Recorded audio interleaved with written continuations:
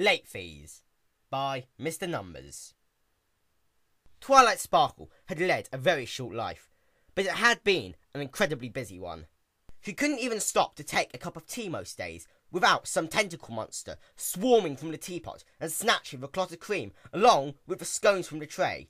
She had of course been shocked at first, as she gently set the teapot back down on the table before her, being careful not to disturb the dolly she had set upon it more than necessary, and swore never, ever, under any circumstances, cast that tempest in the teapot spell ever again, except maybe for future interdimensional research, so long as she made the proper preparations and precautions, and, if Pinkie Pie asked very nicely, party tricks, because the look on Rarity's face would just be far too good to pass up. Well, that was a relevant point anyway.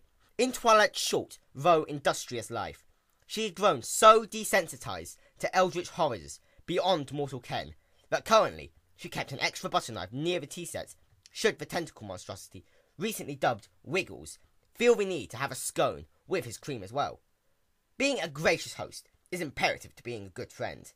Even with that screwed sense of perspective and a perpetual sense of childlike wonder at the world and ponies around her that allowed her to make friends even with abominations in her kitchenware, Twilight Sparkle found herself staring in naked, undisguised horror and revulsion at the pony before her. Disgusted, hatred, loathing, sorrow. All of these words were entirely insufficient in conveying Princess Twilight Sparkle's emotions at that present moment, as she looked upon the victim of the horrific, inequine crime before her. Sorry it's a bit late, the stallion awkwardly chuckled, rubbing the back of his scruffy mane with a hoof. And, messy. I totally forgot I even... a bit messy. Twilight spoke evenly, building a mental dam to keep her raging torrent of emotion in check. You call this a bit messy? The stallion, for his part, looked at the floor, whether out of shame or fear, it was impossible to determine. Princesses above, which I suppose I'm now included. If you call this a bit messy, what in Tartarus would qualify for... Twilight snarled, forcing the stallion to step back. He heard a plink in his head, a phenomenon that Twilight would have been fascinated to observe firsthoof. It has been said that, when enough mental effort in a particularly powerful unicorn is expanded, the force of it can cause nearby observers to resonate in sympathy. Twilight, however, was preoccupied with being the source of that plink, a chip giving way under the burdens of an ocean of rolling emotion. Sir! She spat honorific, coated with dripping venom. The pages are torn. What still remain? At least half of them are still there, he protested. Last time I checked, anyway. That may, then. Twilight's voice was calm once more, which Caramel decided was somehow infinitely worse. Explain the quite literal paper trail you've left behind you. He glanced behind him and gulped. He hadn't noticed that, apparently. Well, at least it's all in a nice, organised line. I can go and pick them up and... Assuming, one, that the breeze hasn't picked up, which I sincerely doubt because you delivered this back to me during a scheduled electrical storm. And two, aforementioned storm hasn't reduced the pages to an amorphous grey mush. Not a fan of papier-mâché, then, I take it. Caramel grinned weakly, but his chuckling died in his throat as he gulped it back down, caught as it were a large, obstinate lump there.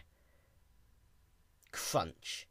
This is not a thing that is okay to joke about, My Little Pony! Twilight boomed in her new-found royal voice, indeed whipping a few dry pages behind Caramel inside the library into a frenetic frenzy in the blast. It also had the pleasant side effect of giving him a rather fetching new mainstyle. Well, at least I'll leave a wicked corpse. This is a reference book. It's been overdue for months. Twilight drew a hoof to her chest and pushed out, as her foal-sitter and fellow princess had taught her many, many years ago. I hope you realise how much this will cost to replace, let alone the late fees. Caramel gulped. It says here, Twilight glanced at the library card, that this was a book on organisational abilities. She glanced up, expression deadpan. Really? I guess the lessons didn't quite sink in, huh? Caramel started, backing slowly away to the door, to freedom, to continue living if Twilight could remain distracted for just long enough for him to... His butt pressed against something large and furry. He hadn't even heard her teleport. He whipped around and came face to face with 2 candles at face height, and... Those aren't candles. Those are her eyes. Tell me, Caramel! The formerly purple, now flaming alicorn gazed into his very soul, burning his retinas in the process. How do you plan on paying for this? Well, I don't have many bits. Not for bits. How do you plan on atoning for harming a poor, defenseless book like this? You monster! Her voice wasn't loud in the conventional sense. In fact, it broached upon being a loud whisper, but it was deep and harmonic. Indeed, somehow Twilight had managed to boom at the precise, resonant frequency of Caramel's skull, which, I can assure those of you who are not as well versed in physics as she, is far worse than conventional decibels. I'm sorry. That's a start, of course. Twilight nodded, sending a few errant embers airborne in the process. But I'm afraid you're going to have to atone better than that, vile fiend. Vile fiend? Caramel stuttered, too terrified to do anything about the parts of his mane that had just caught on fire, other than hope his panic shivering somehow caused them to extinguish, out of pure pity. Is that really necessary? It's just a book. The dam broke. Well, that's a rather mild way to put it. Rather, the dam ceased to be in the most fantastical way possible. The dam didn't merely crumble as it released the emotional burden. Oh no. It glowed white-hot momentarily, then vaporized in a puff of plasma, boiling and seething, and a frothing flood behind it as it poured out, and... Caramel blinked. Twilight Sparkle was gone. Where the pony had stood before him were 4 black hoof prints, and nothing else. Just a book! Oh, that's where she was. Twilight Sparkle's rage had obviously made her, for the moment, omnipresent. Today wasn't a very good day to be Caramel. Well, yeah, Caramel stuttered. Don't you think you're just overreacting? Sure, I might have broken the spine, lost most of the pages, forgotten about it for months, and once, when I ran out of toilet paper, it was... Caramel, please step outside. The voice in his ears rang. Why? Because I wish to do horrible, unspeakable things to you now, and I wish to do it somewhere less flammable. Oh, Caramel muttered sadly, as he shuffled to the door. Wait, he said, stopping momentarily. Does that mean if I don't go outside, you won't do horrible... Oh, I forgot you can teleport me, he said, as he was suddenly aware of the fact that he was now standing somewhere far away from any witnesses that, for some reason, happened to have a bubbling bog. Caramel Apple, I would like you to meet a good friend of mine. Wiggles, care to meet our new guest? Celestia, Luna murmured, as she stared at the fluorescent mushroom cloud erupting from Ponyville. Did you at any point remember to mention the mood swings attached to her ascension? It appears it slipped my mind in all the excitement, sister. Celestia gently put the tea back down on the saucer with a gentle clink of the fine porcelain on porcelain.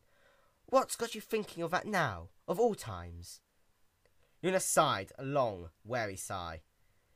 Send Spike the package of Darjeeling, sister, and pray that it gets to her in time. Celestia raised an eyebrow. My student is most capable, Luna. I'm sure she's... Luna turned and shook her head slightly, wordlessly cutting her off. It's not her well-being I'm concerned for, sister. Let's just pray that she doesn't do anything she regrets. Now, what have we learned? Treat literature with the proper amount of respect that it deserves, Princess. Very good, little pony.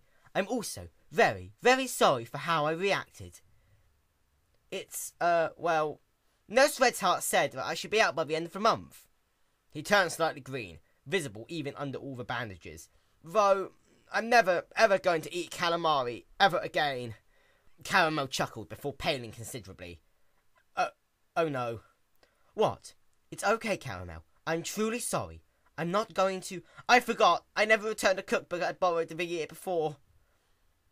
There was an almost imperceptible eye twitch from the princess, gone before you could even see it, if you weren't looking for it. Caramel, however, was looking for it, and tried vainly to scoot to the opposite side of the hospital bed. I'm sure, Twilight said evenly, I accidentally deep-fried it. Twice.